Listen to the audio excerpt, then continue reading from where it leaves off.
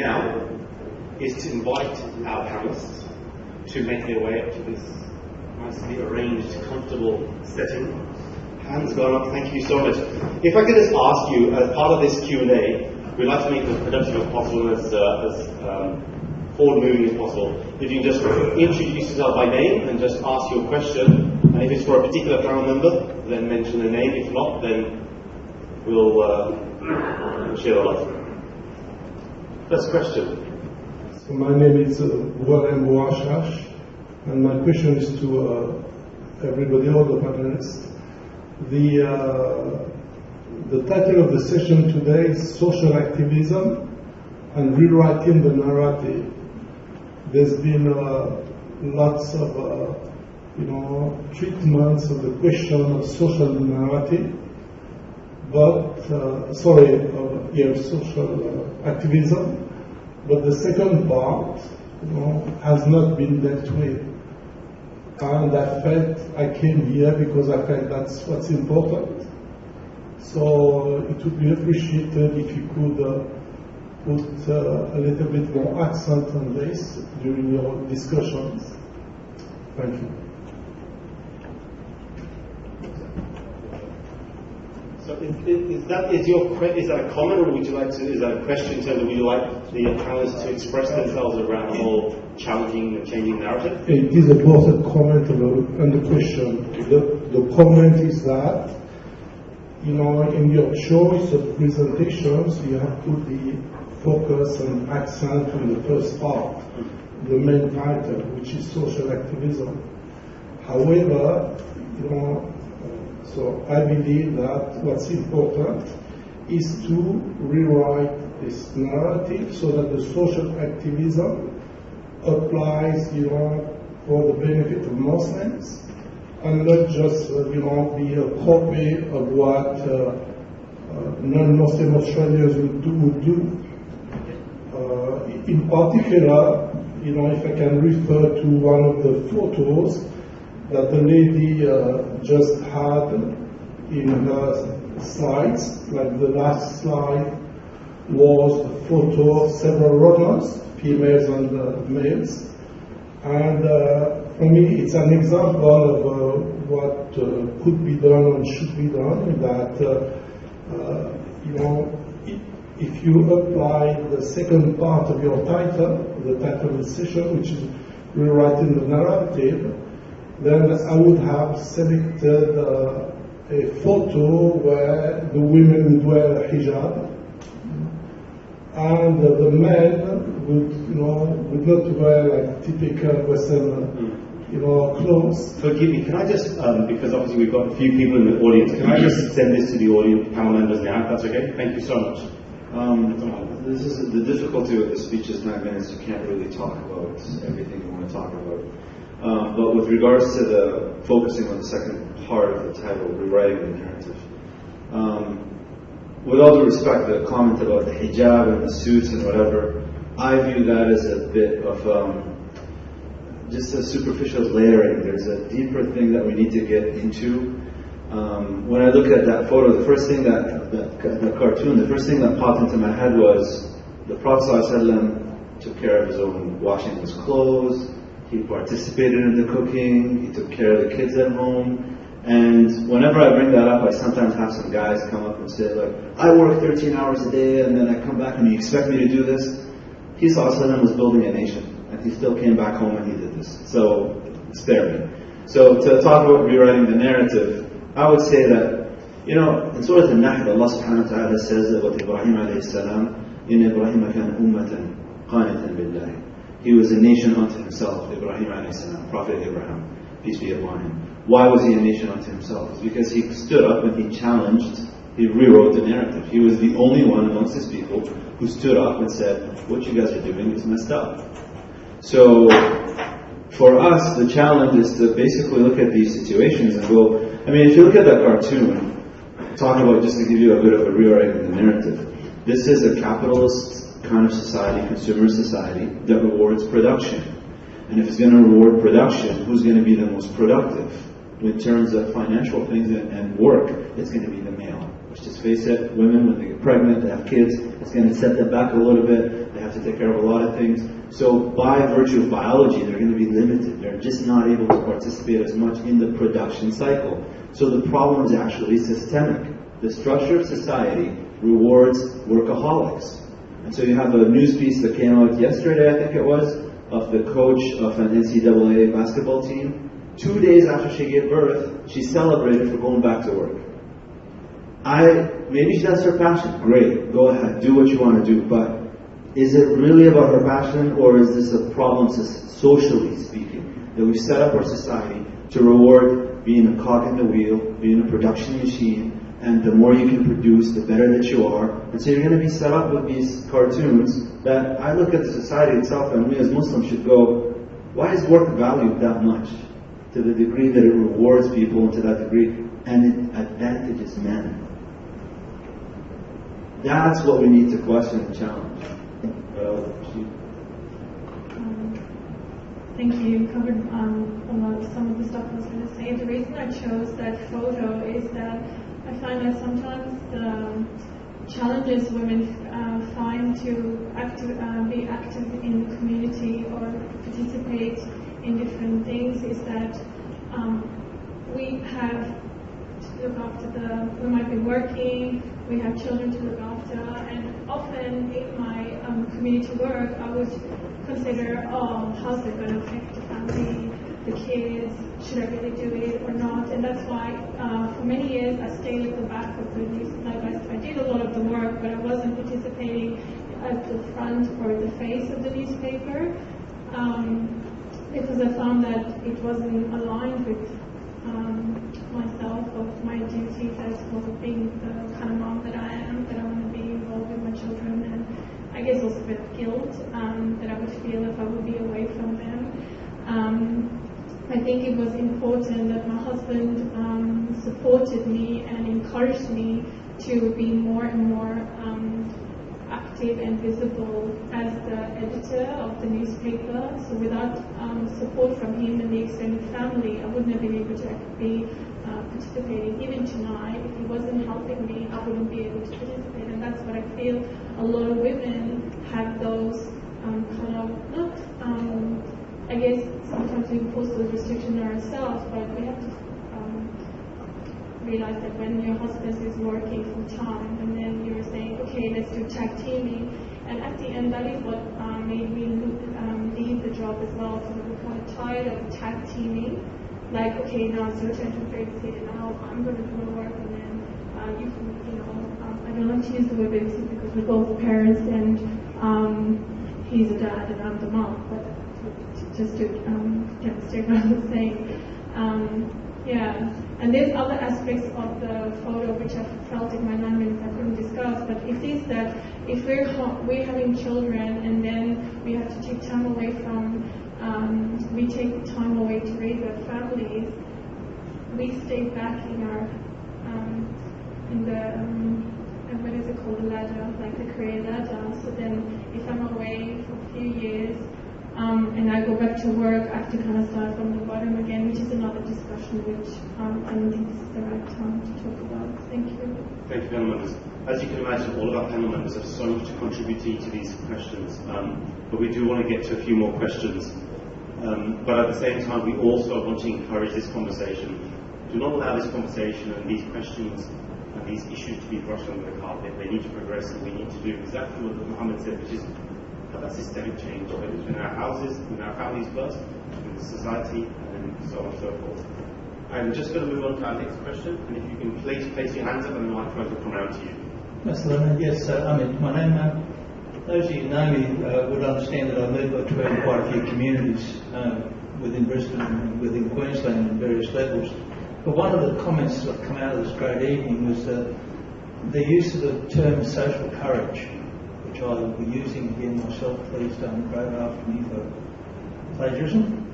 But I want to expand on that if I could, because somebody once recently said to me that there's no profit in activism, and there's got to be money to be made to make people active in that field. And on that note, I came an example of somebody who's ridiculed that recently. In 2012, I witnessed his shahada. He's a well-known murderer, drug dealer, and now very strongly practicing Muslim. Last weekend I witnessed his activism. The Shahada of a fellow who is doing a long period of time in jail, who identifies as an Aboriginal, and another one who's doing just as long in jail, who could only be identified as a Northside skippy. That man's activism has got a profit. He's accepting that profit. I wonder if you could put your ideas forward of how we could make a profit in our activism, whether it be financial to encourage more, or moral, religious, anyway. Thank you. I'd like to have the panel members pass the microphone to me. I know age is not a limitation, but any stretch of imagination. If Arsha is fully accomplished in our own life. I think you're right about having profit. And, you know, a lot of people, they volunteer so much time into social activism, and, you know, money is an important part of, could be an important part of that. I mean, you know, you constantly have to renew your intentions first, you know, that you're doing this selflessly and for a good cause and everything. But also, money's important to sustain yourself. So I guess my whole idea, like I can just share my experience with you, of taking Muslim to a national level was to create a social enterprise to be able to not only empower these women spiritually and emotionally and intellectually, but also financially, because I feel like the work that we do is really valuable, and we need to be able to make a profit out of that as well. And with social enterprise, the whole idea of the narrative is to actually get people to pay, and you make revenue, and then you're able to give that to charity and also pay people that are working in the organisation. If I understood the question correctly, it's about activism. Can you make a profit from activism? Is that right? Is that the question? Is that right? Yeah. Okay. So if somebody said to me a few days ago, don't save the tree, buy the rainforest. Right? So yeah, it could work, right? I think if you know, money influences, money mobilizes, absolutely it works, but that does not discount all the other types of activism. Some of the greatest change agents and champions didn't do it with cent, right? So I think there's multiple ways of activism, and that's just one stream of it.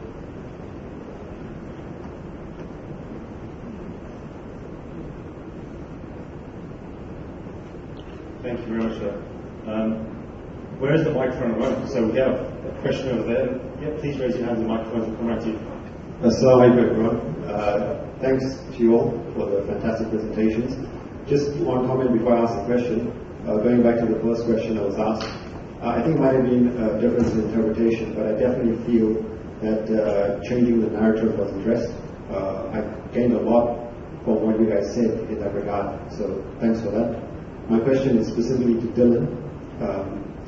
You have always been a fantastic asset to our community. So my question is, when are you coming back to this team? And when are you bringing Dr. Bill over to you? Jazakallah for your kindness. It's funny, wherever I go, I pick up packages for Professor Muhammad. I've got one with me now to deliver to him. So I'm going to have to start charging him, but he's my boss. Look, my heart is in Brisbane, and I actually live half of my time in Brisbane, so I'm still here. My family's here. We speak about, the question was about profit, but also sometimes it's about sacrifice. And for me, I spoke about education quite broadly, and in 9 minutes, you don't want to open up a can of worms that doesn't make any sense. So I tried to narrow it down to a point in time that maybe resonates with our community. However, going on from there, we're now, I'm motivated by, it's a famous African environmentalist. She speaks about the hummingbird. And there was a great fire. And it was taking it everywhere. And the hummingbird went and picked up a drop of water, and a small bird, and kept taking that drop of water to the fire. And all the elephants and the bigger animals that could have had the potential to carry so much more water looked at this and said, this is hopeless, this will never change. And the hummingbird kept going and kept going. And her message was that she's going to be the hummingbird. So I thank you so much for that kindness, because this is my home. But I've been motivated by her, and I'm going to pick up drops of water, and I really believe in the renewal of Islamic schooling. And to do that, rather than profit, I'm looking to try and make sacrifice and work within the broader movement, and that's what I'm really passionate about. The hardest thing, apart from living in Brisbane, was to leave the privilege of the relationship that I have with my students, and that is a sacrifice. I've left that. And each day that goes by, it saddens me, because most of them are married, most of them are having children, so I'm getting less invitations to the weddings. So more time goes by, but I see them and it brings so much joy. So I guess that's something for me that it's a sacrifice. Thank you so much for that. Thank you so much, Dylan, for your response to the question. So we have a question here at the front. Please, you just give me your name and your question. Hi. I'm Tasmia Ahmed, and how can we as a young generation of normal people, not on platforms, do stuff for social activism? Because that wasn't said in any of the speeches. Also, I loved all your speeches. They were really good. So would you like to answer that question? Thank you for your question. I think it's up to people who have platforms to be able to give that mic onto young people that are sitting in the audience as well, and let them have that platform to be able to voice their opinions. And I feel like sometimes what happens is that when people have platforms, they, make it about their ego, or it becomes about who they are and how famous they're going to get through their platform. But I think what's important is that people that have platforms, they're able to pass on that mic to everyone in the audience, or people who have, things to say that are very, very important, and to, help them, mentor them, and, become role models for them. Can I? That's a brilliant question, right? Well done, really. I should deserve a round of applause for that question. Really. I'll tell you what. Seriously. So she's listened to all of us talk, and she said, what can I do? All right. So for me, that's a shortcoming on mine, that I didn't get my message across effectively. Really. Good question. Not only what can she do, what can we all do, right? That's the point of this, right? So the question is, what can I do? For what it's worth, my opinion, right? When you're at school and somebody's being bullied, you stand up for that person, right? When somebody's being teased, if you're at school, right? Who here is at school, whatever, right? People are at school here. When somebody's being teased, somebody's being bullied, somebody's being excluded, somebody looks different, somebody smells different, somebody's clothes aren't as nice as your clothes, you stand up for those people. That's where it starts, right?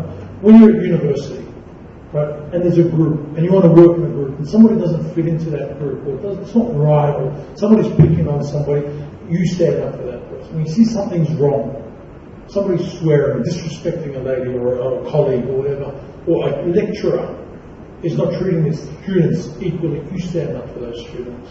When you're in the workplace, right? Corporate Australia, I've spent most of my life in corporate Australia. I've seen a lot of things towards me, but I've also seen a lot of things to white middle class women do. Right? Don't engage in that conversation, in that narrative. Right? Exclude yourself from it. If you can't talk about it, exclude yourself from it.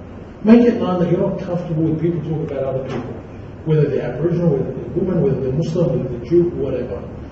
Everybody can do something. You don't need a platform, you don't need a microphone, you don't need a social presence, you don't need to be an imam, a sheikh, or a politician. Everybody can do something. Understand what you can do and build on that. Hope that you can take away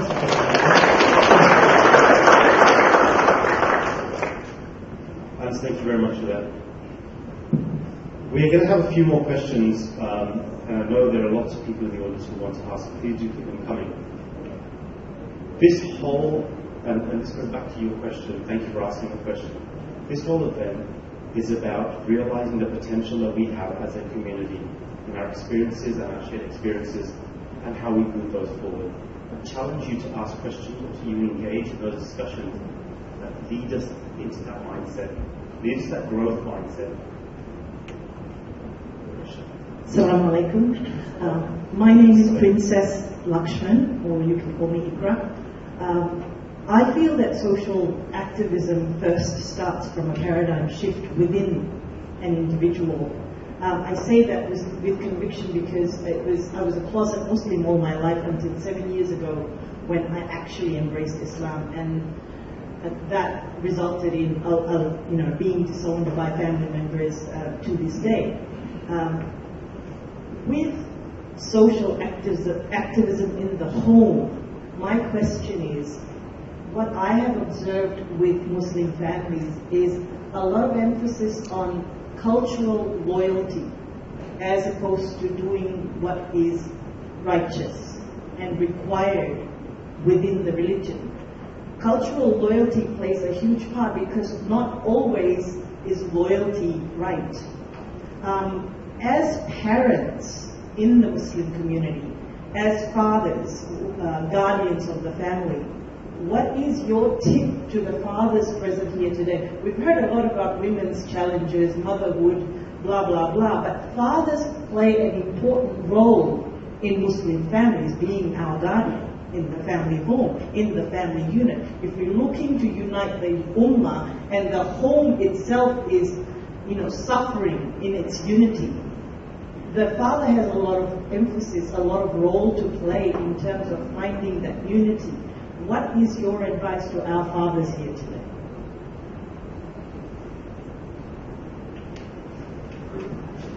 I'll just tell you one thing. Imam Ali, the cousin of the Prophet, he said, raise your kids for their time, not for your time. And one of the challenges that, because I experienced that growing up in the West, with parents who immigrated from the East, Africa, it's different cultural expectations. My wife is Lebanese, also they have their own cultural expectations. It's a challenge that we have to negotiate with the elders and tell them and remind them constantly, whatever country they come from, that I get where you're coming from, but this is not religious and it is not part of this culture here, where we were born and grew up and got raised in. But that does it actually creates a cognitive dissonance. From a male perspective, guys, especially those who come from an Eastern kind of upbringing, we like control. Let's just be real here. They like the dictator kind of attitude, the I'm the boss, I say how it goes, I say what happens. And the idea of just letting go, just trust that you raised these kids upright. Just let it go. You've put in the seeds. Just let it go. Raise them for their time. You grew up in a different context, a different era. For God's sakes, there's a lot of people here that have never known a life without a social media account. And that comes with its own baggage and its own kind of expectations and things like that.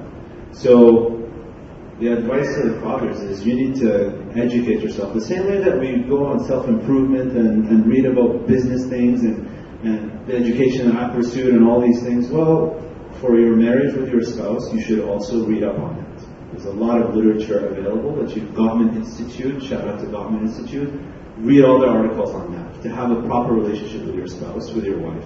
And then also read on raising kids. Because there are people who have done this, who have looked into the research. Take advantage of it. Don't try to just fly by the seat of your pants and think that you're going to make it work and experiment. Learn from other people's mistakes is the advice that I would give. So that's just a phenomenal question, which is why I was looking to avoid it. And a phenomenal answer, mashallah. I can't add much. I assume you're talking about Anglo culture or not. So you're talking about culture, yeah. Why I say that is because perhaps there'd be a perception that that's not an issue in my house. However, it's a unique situation, and I'm just talking lived experience. I haven't got anything as constructive as what's been said. But for us, there's been a level of transparency I've married an incredible woman. She's married me, probably.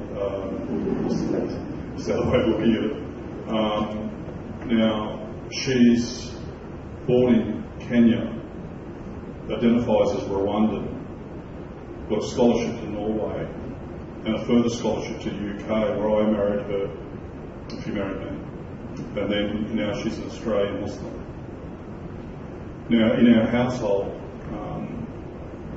and then myself, my father arrived here at 2 years of age from England, whereas my mother, my maternal side, all Scottish, Welsh, Irish farmers. So I'm the only Muslim in my side of the family, the only person in my side of the family who identifies as Muslim. And on my wife's side, she's the only one on her side of the family who identifies Muslim. Neither of us identify as converts. We identify as Muslim. Conversion was a verb, was something we actually, a process that we went through. We don't fly a convert's hat, but we're Muslims, and beyond that we're Australian Muslims. Because, and this, I guess, that beautiful question that was asked about what do we do, the message that, and again I see that in 9 minutes sometimes you try to do too much. I think the biggest message I was trying to sort of put forth is to really deeply understand yourself and deeply understand your own context and your place within it. Within our family, we're doing that explicitly and we're doing it transparently. We are ground zero for what it means to be a Muslim family. I have beautiful examples. I've been blessed to be exposed to beautiful examples of families, like those that do and do not identify as Muslim. And now it's about thinking what values are important in our family. Also, to the last point to add to yours, my wife, it's about being cognizant of stages, and my wife supported me in 2 career transitions, significant ones, major ones. We had 2 further children together, and whilst it might be challenging for me, it's arguably a whole lot more challenging for her. Even the physical, the recovery, 2 or 3 years of sort of recovery. Now I'm looking at it and I'm looking at the stage that we're at, and my wife supported me all this way. She's been the heart and soul of our household. Our kids are growing up, alhamdulillah, but she's entering that period that many women do, I think. So far as we know, inshallah, our family is complete. And now it's sort of, she's entering into it's her time again. So now I'm really cognizant of the fact that, now I tell her how wonderful she is, but of course my credibility is low. So one of my tactics is to make sure she's around other women that can give her that sisterhood and remind her what I'm telling her, which is not maybe making the impact. These are just sort of they're not answers, but they're just, that's the strategies that we're working with. Time is obviously running very short, and we only have time now for 2 more questions. So we have one at the back there, and one here. So just those 2 questions there. Right front over there. Yeah. Assalamu alaikum to everyone. Yeah, I'm just asking the question. It's about what can most young people do if they, like advise you, what can you guys advise like what most young people do if they get stopped by the police, if they get arrested by the police, you know, what kind of advice can you guys give them? And also, as a young Muslim, especially growing up in Brisbane, it's like, where can young people go find support? What network can young people go, seek help? If it's cancer or drugs or whatever it is, what can we go and find help?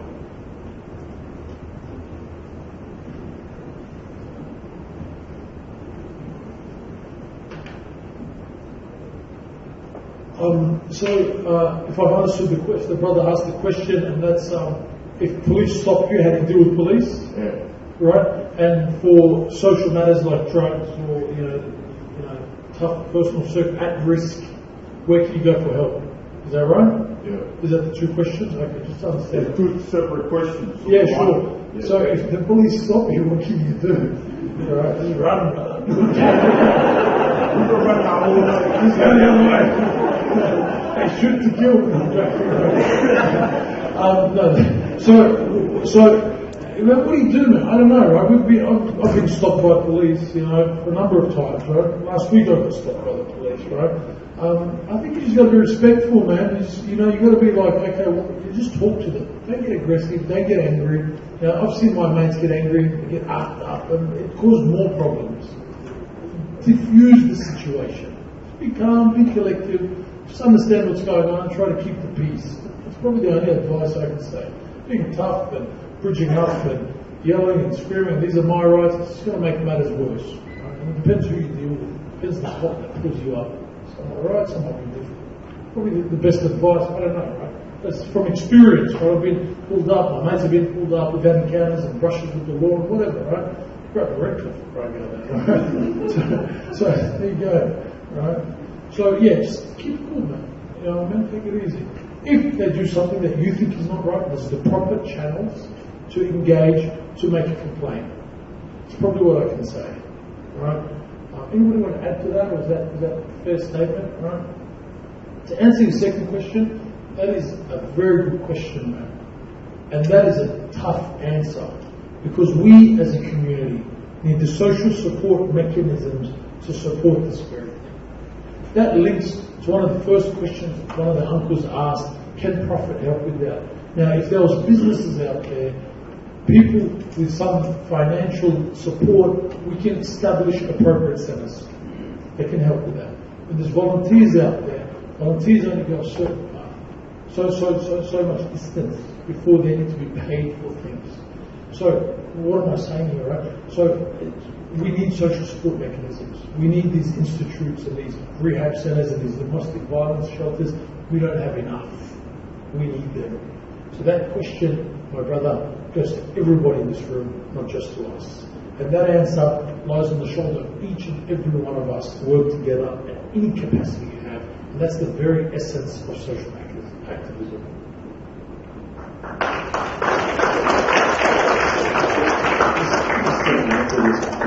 Just a general thing.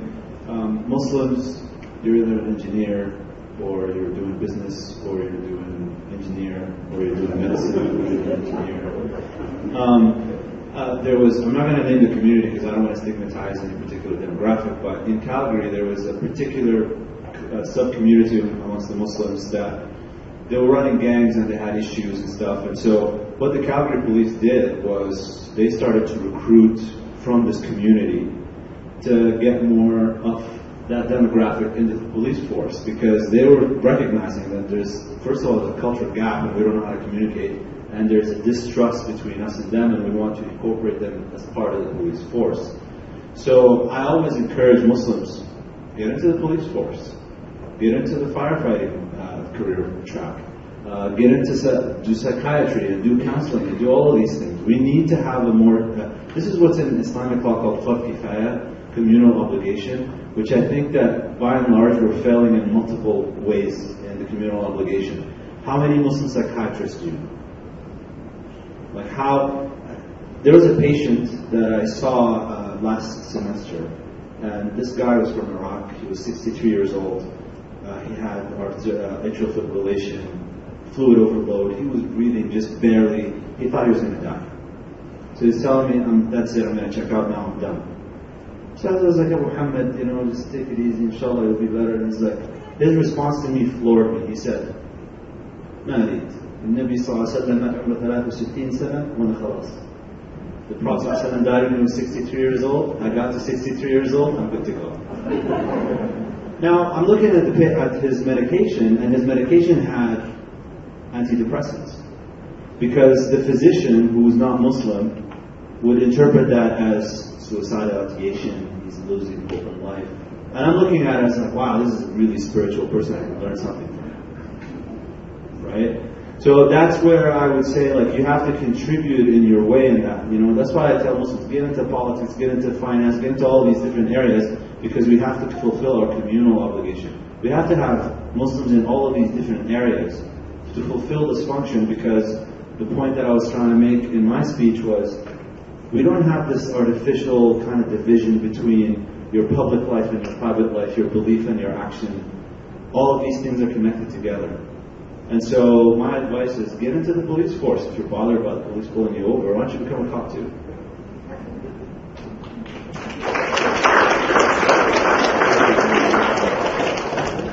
I think we have the last question here at the front, and then we will look to try and continue towards the end of the evening. Assalamu alaikum, my name is Rita. Thank you very much for your speeches. I suppose with changing the narrative, that involved in changing the narrative is listening to more voices, as our second speaker tonight was talking about listening to more voices. And sometimes those voices can be uncomfortable to hear if they don't fit within our worldview or where we're coming from. And I feel like that's a bit of a challenge in our community. I picked up on that a theme in Sister Ikra's question about cultural loyalty in families, some of the tensions that we all experience. And I also picked up on it very, very passionately in the poem delivered by Sister Aisha, which I want to applaud you on because I thought it was just so powerful. And I feel that, this is a question to you, but my question to Sister Aisha is, how does it feel for you having to giving a poem like that to this kind of audience, to your own community, and is it different to when you're talking to non-Muslim communities? And if there was any other time, I'd be interested in what other speakers thought of her poem, what kind of reactions they had. Thank you very much. Thank you so much. I guess for me, social activism started at home, and that's the hardest place to start. You know, voicing your opinions and questioning Islam and questioning your parents' thoughts on culture, and really starting to not bridge those gaps, but understand those gaps that occur. So with my poem, I started off with me facing child abuse, right? And it takes a lot of courage to be vulnerable. And you're right, for me to stand up here and deliver my poem about child abuse, because it's such a taboo topic in our community, it was quite difficult. But I guess, you have to kind of muster that courage, because when you talk about these issues that are taboo in society, and you have experienced that yourself, you're not only healing yourself, but you're also providing that healing to everyone around you. And for me, social activism started at home, to be honest. And that was the most difficult place, because, you argue with your parents and you can't really, question them, and, I guess it flusters your courage. You don't feel like you can go up to the world and face them anymore, because everything is just starting from home, and people are questioning you, and so it took a lot of courage to be able to say what I did. And I think everyone should look within themselves deeply and analyze whatever they've been through, and everyone should realize that you need to have courage to be able to talk about these issues, because it's not only you who's facing all of that, and there could be a lot of people who can connect with you and your personal story. I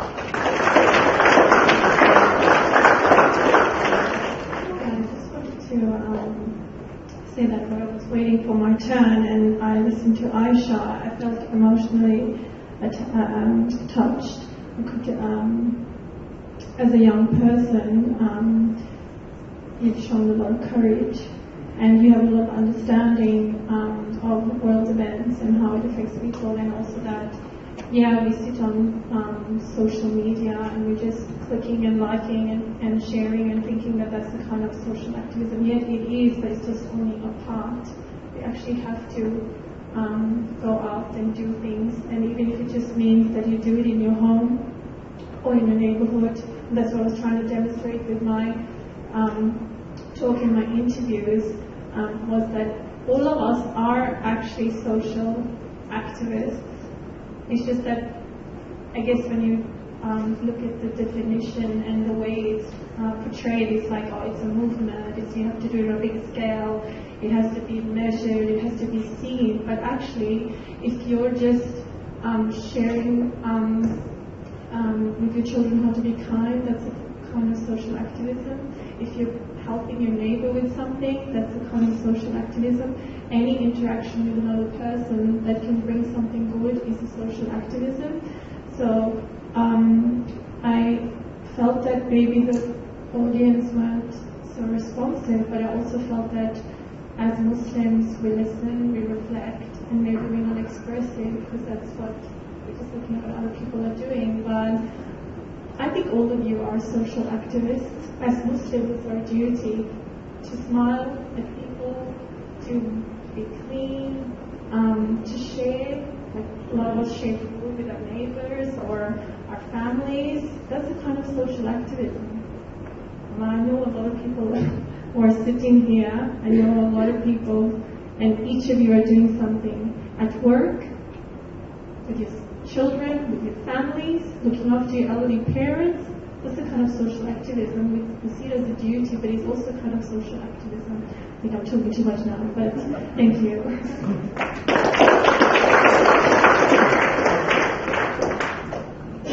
So final point. What I actually did was actually something that Sheikh Al-Hakim mentioned in his speech last year. He said that Muslim civilization, golden age, we talk about our past and glorious past, that actually started to decline when the arts declined. So when we don't have poetry to express, when we don't have art to express, when we don't have a cultivated kind of group amongst Muslims, that's why I encourage all the young ones that got inspired by this, get into doing this. And don't expect to produce perfect work right off the bat. You might have to write 1,000 poems before your first piece comes out and it's amazing, which is fine. The problem with this kind of platforms is that you get to see the final product after years of kind of work. Oh my God, you speak so well, it's so easy. Do you know how many times I had to go through flustered speeches and just losing my words to get to a point where I can be comfortable? So you have to have a bit of courage for yourself and just kind of get into these things. But definitely get into artistic expression, get into poetry writing, get into doing graffiti if that's your thing, music, whatever it is that you're into. Cultivate that in a way where you can think, what kind of, I do it with ihsan. Don't just, half do it. Really get into it. And how can you do an Islamic twist on it? Look at someone like Sami Yusuf. He's amazing. His music is just so mesmerizing. And I know some of you might say music is haram, I don't hold that opinion. But just look at how much ihsan, how much itqan, how much excellence he places into his compositions. They put you into another world. So that's the kind of thing that we need to do so that we can kind of rise up a little bit.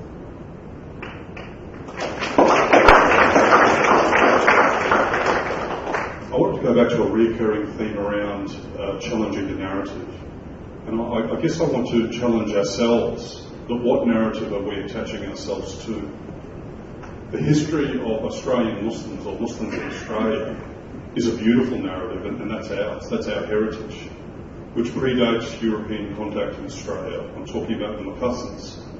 Such respectful relations, that there was intermarriage, that there was sharing of language, that in corroborating in Aboriginal law contained Arabic components from that interaction, that respectful interaction.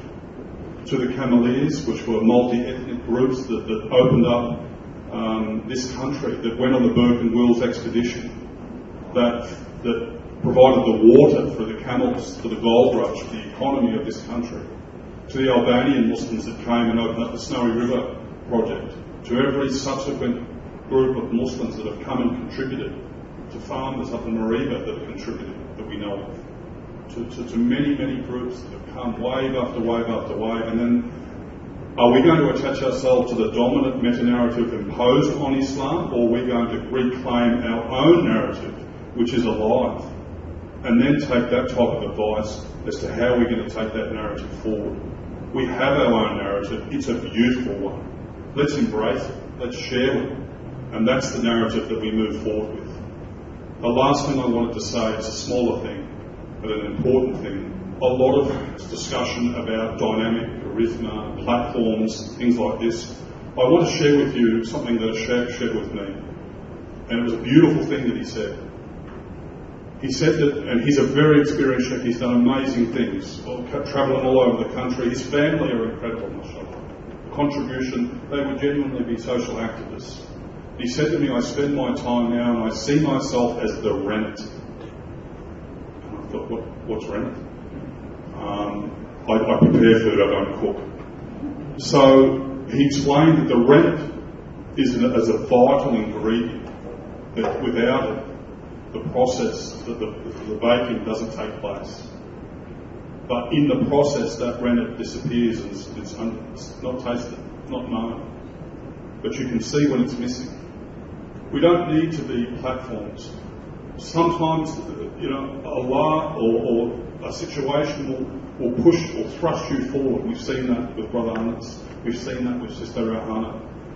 And that's advice. When you see a gap, go and fill it. We don't need to be so humble that we don't step up when we need to. We've heard that and saw it and heard it this evening. But it's not just about being flying high. Be willing to be the rennet. Fill those gaps, be part of the mix. And maybe no one knows of that, but the result will be special because you were involved.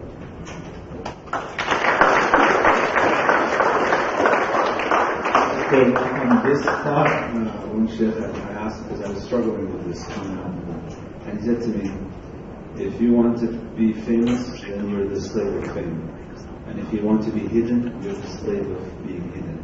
But if you're the slave of God, if He wants to make you famous, He'll make you famous, and if He wants to hide you, He'll hide you. So just be with Allah and everything will work out.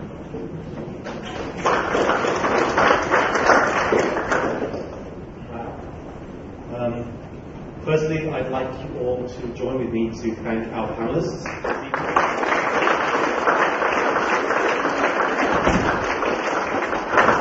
I would also like to thank you all for attending, for taking your time out on this precious Friday evening to be here.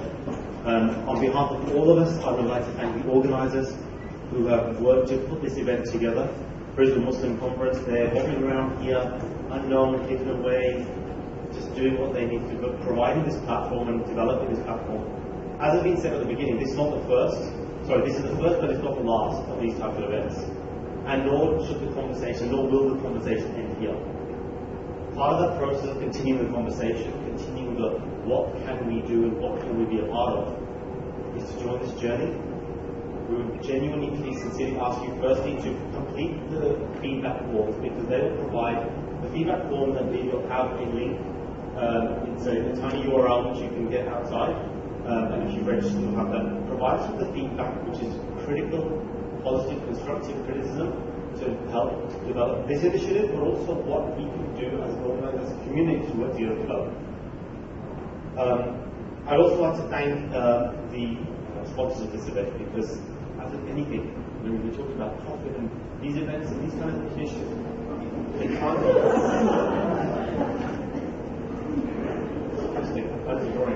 they can't be sustainable without individuals and organizations, businesses coming forward and supporting these type of initiatives.